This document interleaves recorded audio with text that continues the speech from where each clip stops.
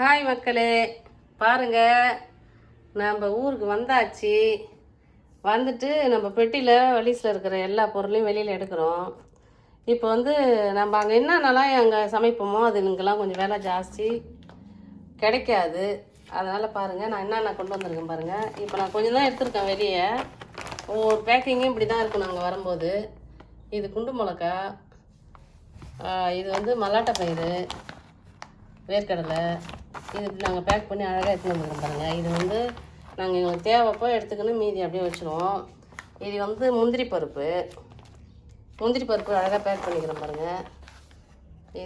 இது மாதிரி நிறைய தடவை நான் வந்து முந்திரி பருப்பு வந்து அவங்க கொடுக்குற மாதிரி அப்படியே பேக்கெட்டில் அப்படியே ரஃப்பாக எடுத்துகிட்டு வந்துடுவோம். நல்லா ஒரு மாதிரி மொத்தமாக இருக்கும் பாக்கெட்டு. அப்போ வலிஸில் வைக்கிறதுக்கு எனக்கு கஷ்டமாக இருந்தது. அப்போ நாங்கள் வந்து மிஷினை வாங்கிட்டு 2 பாக்கெட்டில் இருந்ததை 1 கிலோவாக அப்படியே ஒரு கவரில் போட்டு நல்லா தட்டையாக ஃப்ளாட்டாக இருந்தால் பொட்டியில் வைக்கிறதுக்கு அடுக்கிறதுக்கு நல்லா வசதியாக இருக்குது.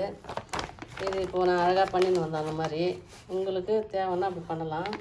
இது பாருங்கள், மல்லாட்டை பயிரும் அப்படி தான் நல்லா ஃப்ளாட்டாக இருக்கும்.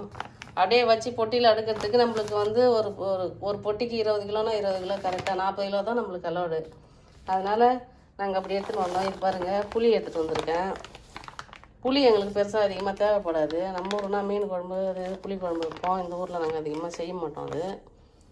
இது வந்து ராகி மாவு எனக்கு ரொம்ப பிடிக்கும். எல்லாமே செய்யலாம், நம்ம நாட்டு பலகாரம் எல்லாம் பசங்களுக்கு டக்குன்னு செய்கிற அந்த புட்டு, ராகி அடை இதெல்லாம் நான் செய்வேன். ஆனால் பசங்க அவ்வளோ விரும்பி சாப்பிட மாட்டாங்க. எனக்கு ரொம்ப பிடிக்கும். 1 2 சாப்பிடுவாங்க, அவ்வளோதான். இது பாருங்கள், குண்டு மிளகா. இது தாளிப்புக்கு மட்டும்தான். நாங்கள் வந்து இங்கே மிளகாத்தூள்லாம் எதுவும் அரைக்க முடியாதுங்களா, அதனால் நாங்கள் மிளகாத்தூள்லாம் வந்து அங்கேயே அரைச்சின்னு வந்துடுவோம். இப்போ தாளிப்பதுக்கு ரசம், காரக்குழம்பு அந்த மாதிரி ஐட்டத்துக்கெலாம் நம்ம தாளிக்கிறதுக்கு இது யூஸ் பண்ணுவோம். அதனால் இது வாங்கிட்டு வந்துடுவோம். அதை வந்து கொஞ்சம் கொஞ்சமாக பிரிச்சுக்கின்னு இப்படி நாங்கள் பேக் பண்ணி வச்சுருவோம் தேவைன்னா. அப்புறம் அங்கே நான் வாங்கிட்டு வந்த பொருள்லாம் மிளகு, சீரகம் அதெல்லாம் கிலோ கணக்கு தான் வாங்கிட்டு வருவோம். அதெல்லாம் எடுத்து பேக் பண்ணியாச்சு.